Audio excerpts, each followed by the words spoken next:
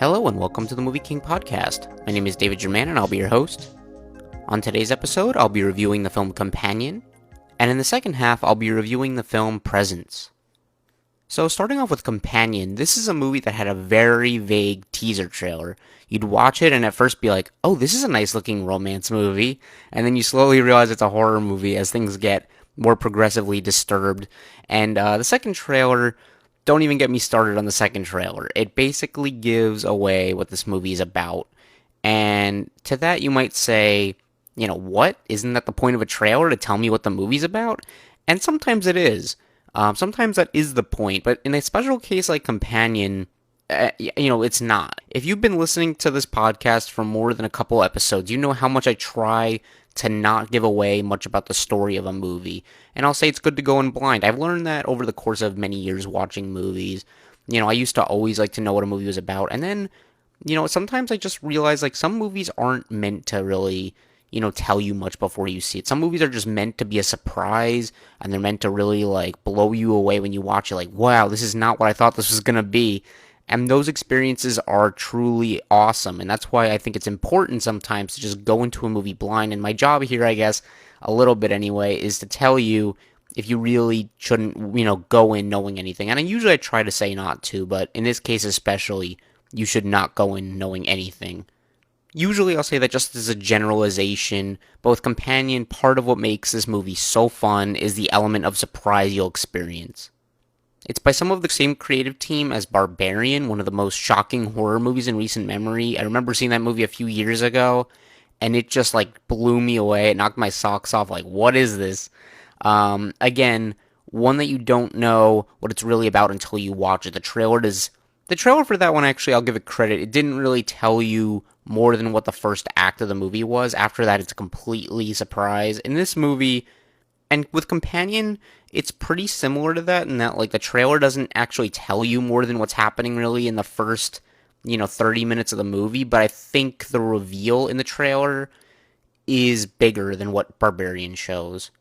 And look, Companion is similar in the type of experience you'll have to Barbarian, but before I get into the nitty-gritty of what I thought of this movie, I'll just say that if you have seen the trailer or even the poster, and you think you know what the movie is about, still go see it. I don't think knowing what this movie is will necessarily ruin it for you in any way. I mean, if you enjoy knowing what a movie's about, then good for you.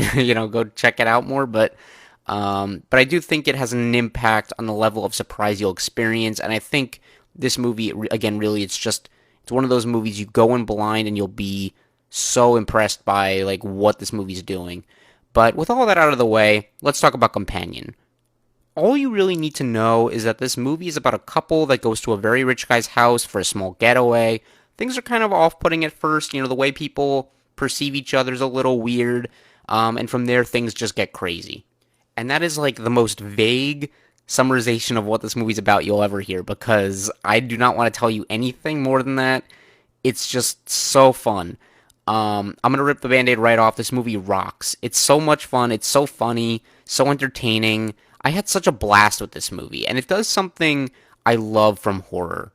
It's campy, but not in a cringy or silly way. Like sometimes, you'll watch a movie and like, you're like, oh, this is so stupid. Like it's so campy, but not in like a fun way. This is just kind of cringe.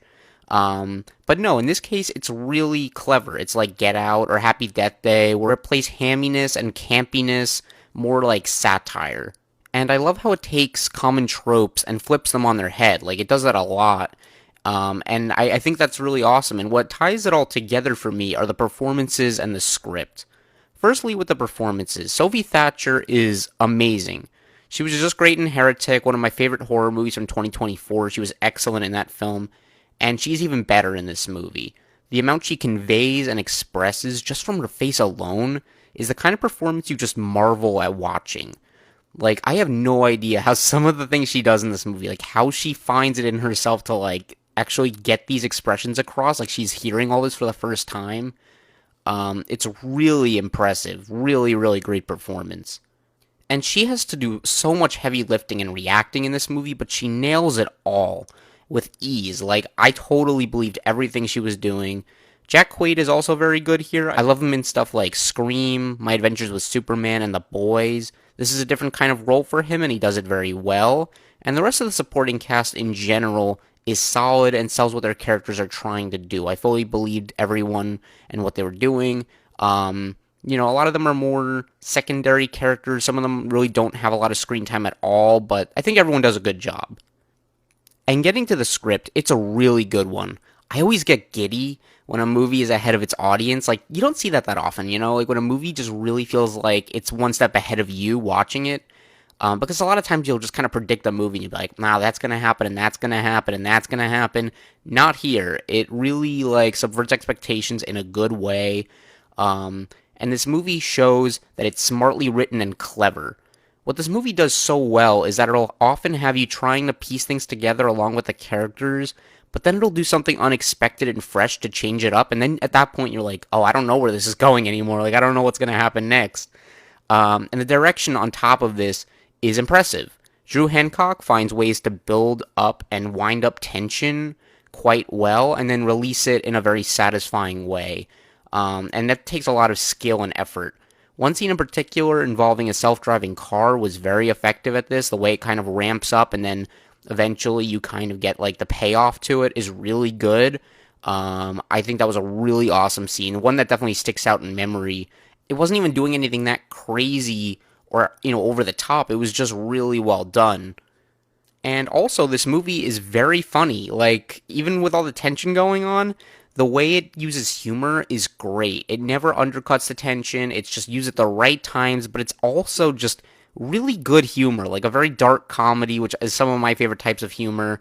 Like the way the jokes work together with some very good editing makes for a few hilarious scenes. One involving one involving a dinosaur that I just thought was so funny. And one more positive is that I enjoyed what this movie is trying to say. It's largely a story about relationships and how people want to be treated and seen and loved. And it asks, what is love, in a way that I haven't seen before. And I thought that was really fascinating. As for things I wasn't crazy about here, I think my main issue is that this is one of those movies that flat out tells you how it's going to end in the beginning.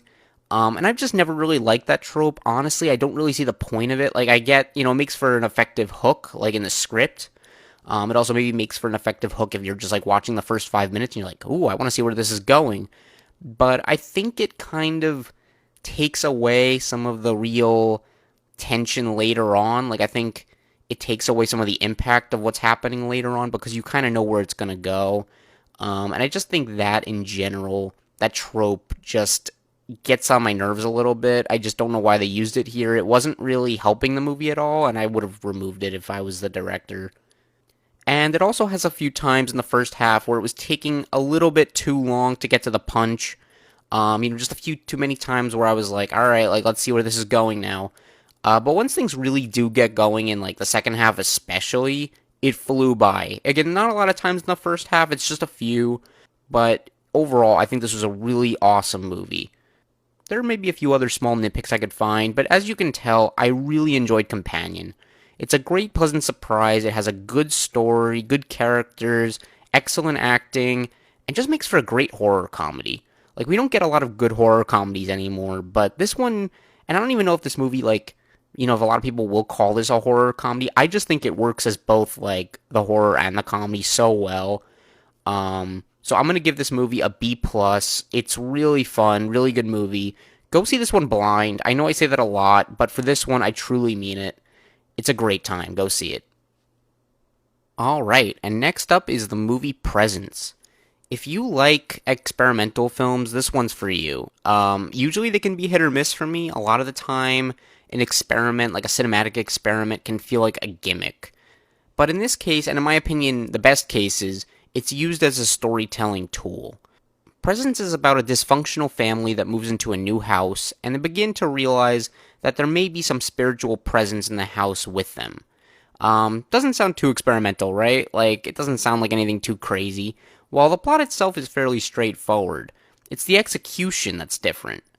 And basically the hook of this movie is that the movie is told from the POV of this presence in the house. You don't really notice it at first, like the first, 5 minutes of the movie is just kind of like, you notice the camera's moving around the house a lot, but eventually you realize that this presence in the house is us as the audience. And that's not really a spoiler of any kind. I think it's made pretty clear in the trailer, and it's also kind of in the description of the movie, but that's kind of what the hook of this movie is. And I honestly think knowing that in advance will help your experience because you can kind of just follow it a bit easier from the beginning. And what this means is that for a lot of the movie, the camera is moving around the characters and around the house like a person would. We're basically observing this family while they talk and debate, but this presence doesn't talk or show itself really. So the mystery becomes, who is this presence and why is it here? What does it want? And these are all good questions that you do eventually get the answers to for the most part, but, I think the real interesting thing is, like, it's a mystery where we're kind of following the main mystery itself. Like, I think just the idea of being the POV of this presence is really fascinating to me. Like, we don't really get to see that a lot. We see a lot of times where, you're just following the human characters and you're kind of like, they're looking around and we're seeing things scary happening. But in this time, like, we as the audience are watching this presence do maybe the scariest stuff in the movie. So in that way, this movie isn't scary at all. It's not even really a horror movie. It's just a drama. And if you go into this movie expecting a horror movie, I think that'll be very disappointing for you. Again, I think that's like good to point out. But if you know this is a drama, I think you'll be very surprised by it and maybe even moved. And overall, I thought this was a good movie. It's made by Steven Soderbergh, who is known for more abstract filmmaking, and it's written by David Koepp, who I have an especially big interest in lately because he's actually writing the new Jurassic World movie. He wrote the original Jurassic Park and The Lost World, but those were based on books. Now he's actually writing the new Jurassic World movie that's not based on any source material. Well, he says it's going to be taking some ideas from the first two books again, but I'm like, you already did those two movies, so what's new to add? I don't know. Anyway, though, I mean, that definitely got my interest because I'm a huge Jurassic Park fan, and, seeing he did a new movie, I'm like, what's he like? What's his talent like now? Soderbergh does a very good job here. Not only does he direct, but he also does the camera work and editing. If you want to talk about limited resources, this movie has them. I can only imagine what the budget was for this thing, but it makes use of what it has. Like, it really makes the most of everything it can use to tell this story. And I love how this movie is essentially a series of very long takes. It immerses you in what's happening while not giving a traditional movie where we get to cut to different people. Like when you watch a movie, you just cut to people in different rooms. You get to see the most important parts of every conversation and the most important parts of every person's story. And part of the fun of this movie is seeing different family members have these very, varying random conversations, and we don't really hear all of them or necessarily know what's important until later on. Like, you'll hear the mother just talking about something maybe unrelated to anything happening in the story. And you might say that sounds like a waste of time. I think it honestly adds to this movie because you're basically just observing. Like, that's the whole point of this experiment. Like, we're just kind of figuring out exactly what's going on. Like, even this presence in the movie doesn't know why it's there. So we're learning with this family and this presence what's going on. It just also gives this sense of realism you don't find often in movies. Like, when you watch a movie or a play or whatever, like, it feels more like someone's reading off a script, like someone's really telling a story. In this case, though, it just feels like literally like almost documentary style, where you're just walking around, you're just kind of figuring out what everyone's talking about, very out of context, but it works. And a lot of this is because of Koepp's script. His dialogue is good, and he just really immerses you in what's going on with his family. Each person has their own flaws and their own feelings, as any family does, and the character development is solely observed through the actions they take. We see a lot of that in the ways people react to things and what they do. We learn about these characters a lot through that, even though this is a very short movie, even under an hour and a half. But it's done well, in my opinion. I think it conveys a lot. And the story itself is nothing to run home about. Like, nothing really happens in this story that's so out of the ordinary or so, like, groundbreaking. But it's really the way it's told that I like. That was really the hook of this movie, and that's what I appreciated about it. And adding on to that, I think the ending also recontextualizes the whole thing and kind of makes you rethink a lot of what you just saw. Like, it makes you kind of see the movie differently. So I think there's a lot to talk about there and a lot to think about there that you can just kind of appreciate the movie, I think, in a different way than when you were watching it initially. And I also just want to quickly mention the performances. Chris Sullivan, in particular, has some very moving scenes. and Kalina Liang as well as Lucy Liu have a few that are also quite effective. All the actors just do a good job. Not a lot of actors. It's maybe like 5 or 6 people in total, but everyone does play their part well. These 3 in particular, though, I thought were the standouts. And look, while I do like this movie, I have a few issues to point out.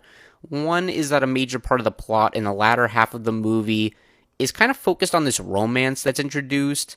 It's not bad, but I don't think it's nearly as interesting as the family drama. Like, we spend so much of the first part of this movie kind of exploring this family drama with the daughter and the father and the mom and son especially. Like, we really get to see how they interact as a family, and they're dysfunctional. We get to see, like, their problems and kind of why the problems are there. And then just later on, it's sort of taking a back seat to this romance thing that's introduced, and I just didn't like the romance thing as much. It's not bad, but it's just absolutely not as interesting to me as the family drama. And another thing is that some parts of the family drama that were introduced are left very open-ended by the end of the film, and that was admittedly a little unsatisfying, just to not have any idea where certain things could be going with them. Like, I get, they introduce things, and then what'll happen, though, is, like, you never really get to see the end of what was happening there. Like, you're just kind of left to figure it out for yourself, like, without any clue of where it's going. So, I'm totally okay with ambiguity. I don't mind the fact that we don't know where it's going exactly, but I think in this case, it just felt like missing information a little bit, where you're like, I kind of want to know, like, at least a little bit more about where it could have been going, but that's just not the point of the movie, I guess, so it's not like a major detractor from the movie, but it got a little bit frustrating just kind of thinking back on the movie, like, I wish I got a little more of that. But yeah, look, this movie isn't anything amazing to me, like, I don't love it or anything, but I do think it's good. I think it's a well-made movie, it's well-written, well-directed, well-acted, a lot of good components to this movie, and a very interesting cinematic experiment. I will say, like, I'm not always a huge fan of these experiments, but in this case, I think it pays off very well. So I'm going to give it a B. I think it's worth checking out. Maybe not something you need to run out and see in theaters, but if you're curious, I would say definitely check it out on TV. But if you can't see it in theaters, I would definitely say support the filmmakers, go support the crew, because this seemed like a very small project, and I'm sure they'd appreciate the support. And that about does it for this episode. If you want to follow my reviews, you can find me on Letterboxd at MovieKing1224. You can also listen to this podcast on your favorite apps such as Spotify, YouTube, Apple Podcasts, and Amazon Music. If you have any comments or feedback, I would love to hear it and improve the show. And of course, if you've enjoyed this episode, please consider liking, subscribing, and hitting the notification bell to hear more like it. I appreciate you all so much for listening, and I'll talk to you next time. Thank you. Bye-bye.